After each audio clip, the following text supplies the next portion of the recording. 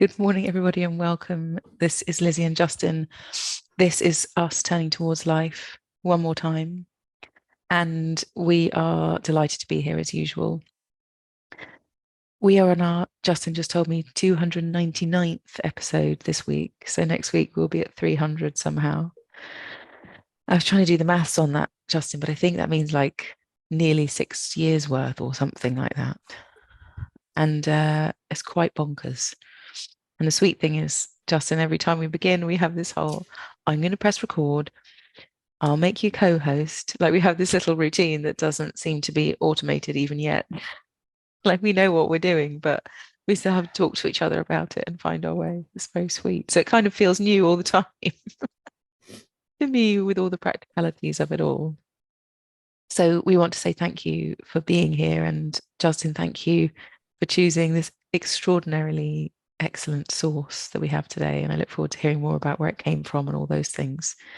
And just to say welcome, whoever is here, welcome to all of you. And thank you for being with us. Thank you for sharing the conversation with us. And thank you for all of the emails that you send us and all of the ways that we know this moves you and touches you and impacts your life. We're so grateful to know. And you can always email us and tell us. We love hearing your stories. You can email hello@turningtowards.life and both Justin and I will get your message.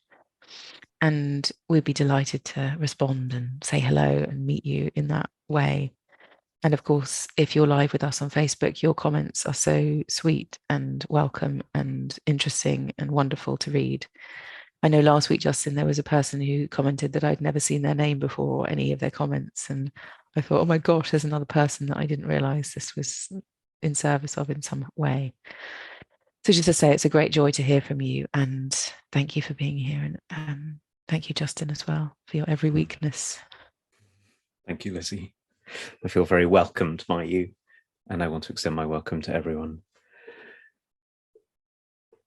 It's funny, isn't it, to do this nearly 300 times and for it to still feel new, which is really how it feels to me. And that's part of why I think we have to check in with one another, who's pressing record and who's starting and all those things.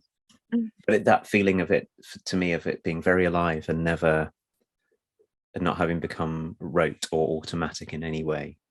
And I still feel a version of the same trepidatiousness, like joyful trepidatiousness that we did the first week that we sat down and did this. We had no idea if anyone would listen or whether we'd be able to keep it up or anything like that.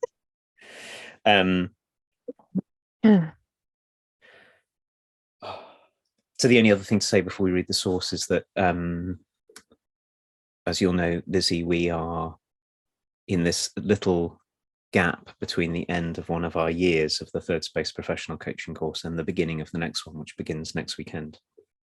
And that's very much in my mind because it was Thirdspace that gave birth to us knowing one another, and to, which involves many other things, but also very specifically this practice and this project and this conversation. And I want to mention it here by way of honouring where we came from, but also what this is part of. And to say to everyone who's with us, if you're ever interested in finding out what Thirdspace does, which is a whole load of extraordinary and very beautiful things, you could head to wearethirdSpace.org. And it's because of Thirdspace that we know Joy, who is the editor and compiler of the book that today's source comes from, and through Joy, how we know this piece of writing. So you can always find the sources in the show notes, on our turningtowards.life website, in the Facebook group. And I particularly want to say before we read this piece and begin our conversation, Lizzie, which is called What is Most Holy in Me by Anna Rich, that this comes from a book, a very beautiful book, which I wish I could find. I've been reading it and I've put it somewhere, so I would have held it up for those who are seeing us on video. It's called Please Scream Inside Your Heart. And it is a compilation of writing from a soul writing group that was convened by our friend Joy at New Ventures West in the US. And they have a group of people have written some really extraordinary and very generous and very beautiful pieces. And it's published in a book that you can buy. And it's worth having, I think. So you can find the link to soulwriting.org and the particular link to the book, and you can get it in lots of places. It's one of those books that all good booksellers should be able to get, I think. Certainly some of the online ones. So here's the source, and with great thanks to Anna for your permission for us to share this, Anna. Thank you. What is most holy in me? Something exquisitely sweet and tender, like a hummingbird's tongue. Some kernel of something, a breath. If I hold still enough, I can feel it. If I move slowly enough, I can hold it in both hands, gingerly, like an offering. I have to be quiet with it. Move too fast, and it feels like I may lose it, like holding a tiny feather without gripping it. But I know it's also lodged in there, in here, like the tree I saw that had grown through and around a fence. I'm not going anywhere. This delicate, solid, holy thing. Another breath, another flutter. What is most holy in me? That part that wants to cry out and weep with the world these days and drop onto the sidewalk exhausted, but also to feel the gentle warmth of the sun on my skin once I'm down there.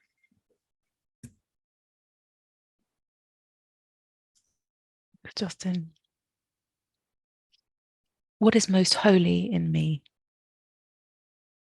Something exquisitely sweet and tender, like a hummingbird's tongue. Some kernel of something, a breath. If I hold still enough, I can feel it.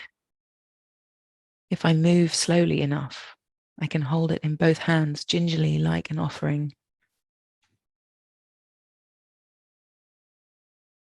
I have to be quiet with it, move too fast, and it feels like I may lose it, like holding a tiny feather without gripping it. But I know it's also lodged in there, in here, like the tree I saw that had grown through and around a fence. I'm not going anywhere. This delicate, solid, holy thing, another breath, another flutter. What is most holy in me? That part that wants to cry out and weep with the world these days and drop into the sidewalk, exhausted. But also to feel the gentle warmth of the sun on my skin once I'm down there.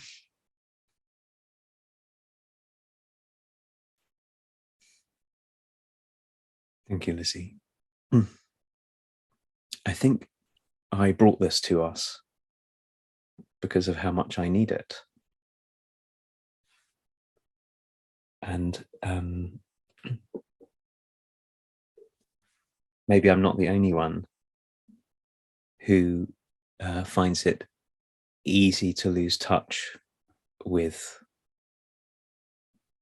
the goodness in myself and the sacredness in myself. But I'm certainly one of those people. And so reading this is like, for me, it's like a homecoming or a proper remembering, a putting back together what's somehow been taken apart or I've lost track of. Mm-hmm. So I brought it for that reason, because I can so easily treat myself in very different ways to this. Like somehow I'm an object, or somehow I'm worthless, or somehow my life doesn't matter, or somehow there's no solid ground, or somehow I could say it in lots of different ways. So writing like Anna's feels like a very powerful and loving reminder to me of something that's not far away. I sometimes think it's like the glasses on my end of my nose, which I'm looking through all the time, but forget are there. So that's one reason to bring it. The other reason why to bring it this week, I've been holding on to this source for a while, Lizzie. And this week, I just finished reading a very short book, the main point of which seemed to be to say, well, we're just atoms. And that, or a version of it, is such a common story in the world. And there are a couple of different versions of it. So one is, we're not just atoms, but we're basically bad. It's a bad thing to be a human. And we ought to be very frightened of ourselves and frightened of one another. Or it's meaningless to be a human.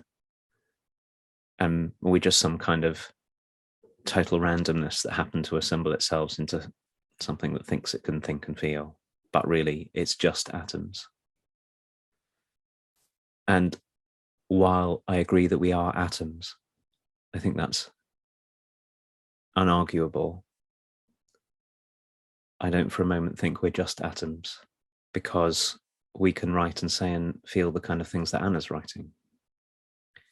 Even that it's possible to say this means that we are this in one way or another. And I suppose I have this longing, Lizzie, this large scale longing that I know also are what we've got committed to in Thirdspace is about as well. For us humans to be able to be more readily in contact with this fluttering, holy, tender, weeping, loving, appreciative, joyful, grateful, generous, something that's in us. And that each of our lives, but the world as a whole, would be very different if we could remember this more often. And it really matters, not just for our own sense of ourselves, but who we can be for one another when we come at life from this place, and not from the I'm not worthy or nothing matters place in us.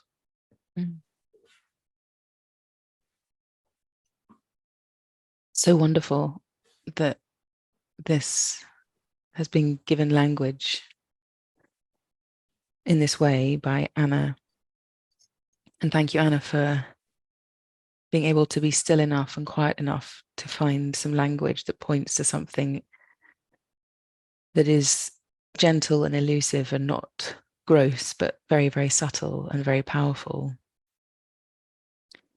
I feel like I was having a conversation with someone yesterday about the threads as a parent of a baby and then them turning into an older one, and how I can anyway, track the kind of qualities that were already there and are just becoming more manifest and they have more concrete examples rather than just this kind of sense and feeling. But that sense and a feeling feels like it's so substantial that it can be found in everything as time goes on. And there's a particular way of engaging with a human being that's one's child, but I don't feel like it's limited to my child. Like, that's what I love about our work, Justin, is that I don't know which way round it is. I mean, maybe having Vesper, who's now 3.5, is helping me to see humans that have been around for a few more years more clearly in this, what is most holy in me question. But maybe it's because I was already up to that already, that I could see it in Vesper more easily, more readily. And I don't know, they're probably both, it's the same thing. But I'm so grateful to feel the substance of this, because I'm the same as you. There are most times I'm in forgetfulness of this. And yet when I come into contact with it, like now, it's so obvious that it's true. It's so substantial to me that there is essentialness in each of us. There is holiness in each of us. There is this substantial, sacred presence that each of us is a very different flavor of. And yet it's very real and extremely helpful if we can see this, feel this, sense this, both in ourselves and others as human beings. Having a personality, having a structure, which we all have and which we need in the world, has a hell of a lot of benefits. But it's really hard being human a lot of the time. And so having this be something that's central and supportive and real, and that we can be in conversation about it, that we can let it grow in our everyday awareness, that this is what substance is made of, rather than, as you said, the atoms or the gross physicalness of us. And by the way, which I feel kind of imbues everything, and it can always be found in everything, however dark and difficult it is. It feels like a very central and important practice to be in remembrance of this, so that when it is dark and when it is difficult, and there is the kind of extraordinary pain that comes and suffering that comes with being human, that this is within reach. Like that this poem and our sense of this and all the other ways we might encounter this wonder of humanness, this magic of humanness, it's not far away at any given point. You know, I'm having this issue with my glasses at the moment, and both of my glasses have broken, and I haven't got the right ones for being here with you, and so I've just taken them off because I couldn't actually see you well enough. And it's a little bit like that when my glasses are not the ones I need, or that I'm not functioning with my vision so well. There are certain things that I know where they are, and I can reach them even when I can't see. And it feels like this has that quality, that even when I'm blinded by my pain and my suffering, I can feel around, and this can be part of what I reach for, so that in my blindness and my unable to navigate, and when it's difficult, this is somewhere that I know, and it's always there, and I can reach for it easily, even when I can't actually see what on earth is going on, or I get into that kind of confusion or trauma response or whatever difficulty I'm in. This seems like the most extraordinary, helpful, supportive, robust sense of life that can bring me home again. It doesn't remove the suffering or get rid of the problems or anything, but it helps me face into things and feel into life without running away or being as destructive as I might have been. And also give me a place to find some, I guess, reconciliation with myself. I love that word, reconciliation, Lizzie. Like, there's something in us and in everyone that if we can, as Anna says, hold still enough so we can feel it, we can be reconciled with life itself, with ourselves, and with the presence of one another, which is not, I always feel like I want to say this, is not the same as, and you said this in your own way too, not the same as being reconciled with the actions that somebody might take or that I've taken that are at odds with what I value. Not giving up on taking care of life, but a reconciliation in the sense of meeting life fully, meeting ourselves fully, and then being able to respond from there. And when you said reconciliation, what reconciled, what came up in me is the opposite of reconciliation is some kind of fight, some kind of being at war with ourselves or at war with life, which is a very easy way to live, with many, many different parts of us at war, in strife with one another. And then we look out at the world and I see you, or I see someone like Vesper, and if I allow myself to be at war with myself, I might well be at war with you, and I might be at war with everyone, in conflict. And when we hold still enough, as Anna says, there's something very, very tiny that's both very delicate but also solid, like a tree. I love this image of a tree going through and around a fence, like where the tree and the fence have included one, or the trees included the fence. And I know for myself that when I quieten myself enough that I can find it in me, and I think crucially, and you were pointing to this, when I quieten myself enough that I can find that in another person, and maybe particularly a person that I'm having some kind of difficulty with, that is troubling me or annoying me, or I disagree with,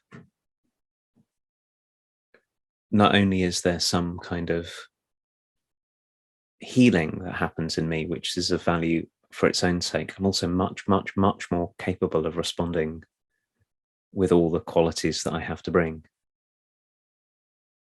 And when I'm out of contact with this, when my body gets mobilized and into frantic action or defending myself or grasping, or I'm much less likely to bring whatever wisdom I have to offer, or whatever care I have to offer, or whatever depth I have to offer. And this conversation, and this has been particularly helpful for me. As you know, I'm very involved in a leadership role in a community at the moment of some 3,000 people, and it's complicated. And it's complicated because in a community of 3,000 people, there are many, many different strongly held views and ideas and feelings and all those kind of things. And I've been noticing how it's very, very easy for me, if I'm not paying attention, to get caught up in the surface of things, in the surface of myself and the surface of other people, and take the thing that's happening right now as if it was the truest thing.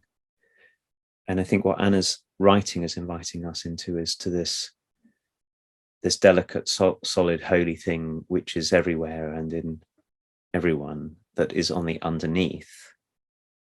We're being invited here into the underneath, into that of us which would weep and feel the gentle warmth and take care and act in right ways and be in relationship. And that the surface of things rarely helps us do that. But if we want to take care of anything deeply and anything over the long term, we really have to. It really helps us to practice dropping into the underneath of things.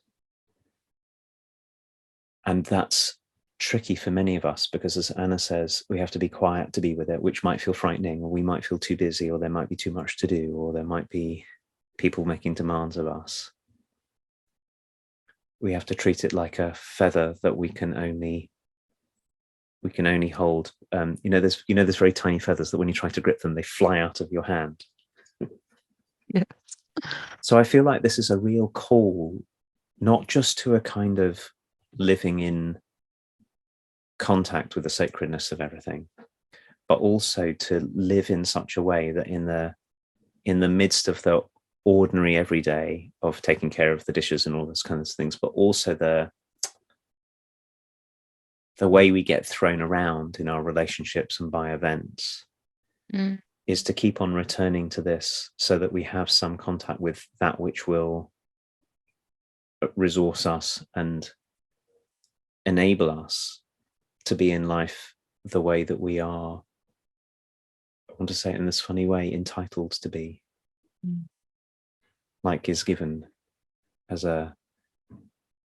always here, should we choose to take it. Yeah. I'm really appreciating, Justin,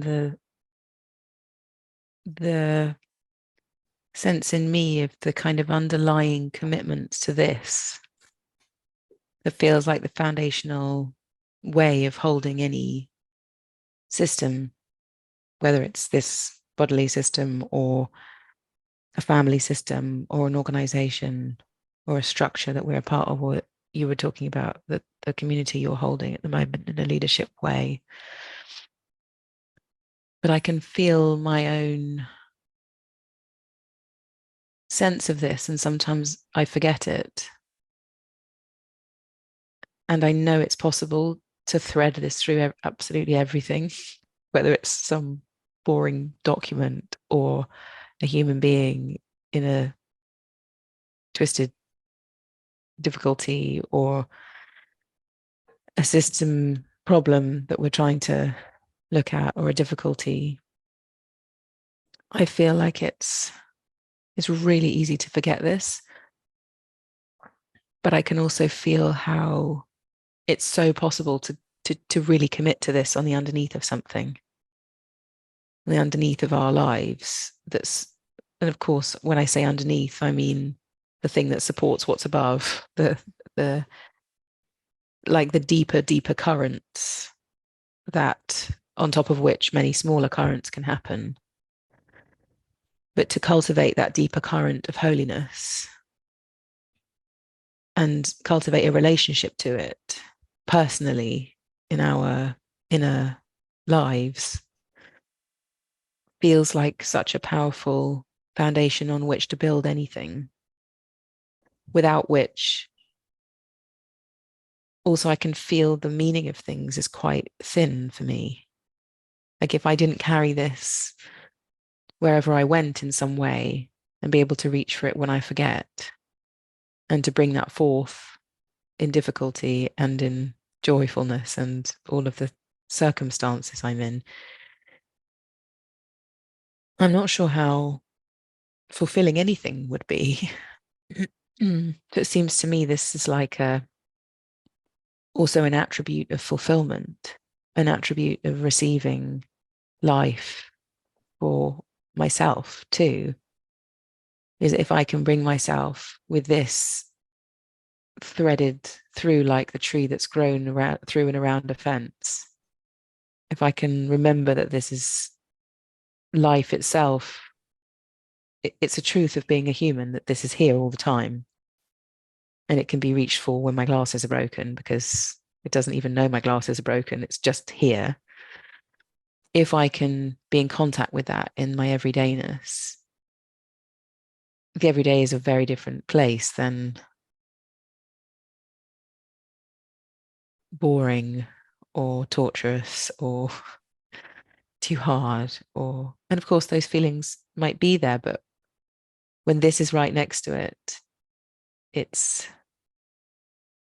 feels very possible to find, to receive depth and to create contactfulness as well. Because of course, mostly this is what human beings are crying out for in some way, because that's the nature of being human, is to be seen as this holiness, to be encountered as this flutter, this delicate, solid, holy thing that Anna says. So I'm appreciating that, as usual, we get to this point, it seems, Justin, that this is about us, but it's about who everyone else is too, and that those things aren't separate. So my capacity to see in this holy way is not separate to someone else's experience of being seen. And that just feels like the central something that is a commitment that we hold very dearly. Hmm.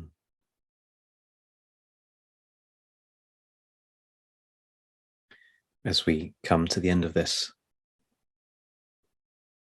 299th conversation, Lizzie, I'm really struck by, as so very often, you've reminded me and reminded us through and through this conversation how relationship matters. That this isn't, when you say this is in us, but it isn't just in us, it's also in others. It also seems to me what Anna's writing about is in between us too.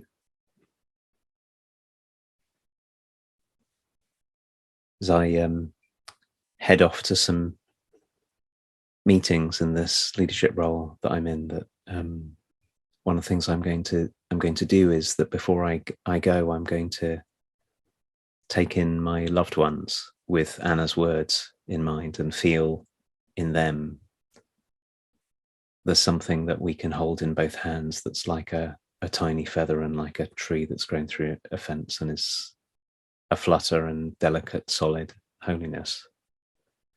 And then when I sit round the table with the other people that I'm working with, as we have some difficult conversations to have and some difficult decisions to make, I'm going to do the same with them. Mm. And feel how that also puts me in contact with it in me, and what solid ground that makes for our endeavors. So I'm very grateful to that, and grateful as always to you for everything you have to say and everything that you see and what it's like to be in this conversation together. I'm grateful to Anna and Joy and all the other people who wrote in this book, Please Scream Inside Your Heart, which I want to recommend again. And you can find the link to that in the notes and on turningtowards.life and in our Facebook group. And you and I, Lizzie, we will make plans for our 300th week, whatever wild or very gentle celebration we're going to have for reaching that milestone next weekend. And say to you all, you're very welcome to be in contact. You can email us hello@turningtowards.life or on the Facebook group. And all being well, we will be back again for our 300th week in a week's time. Thank you, everyone. Thank you, Justin. Bye, everyone.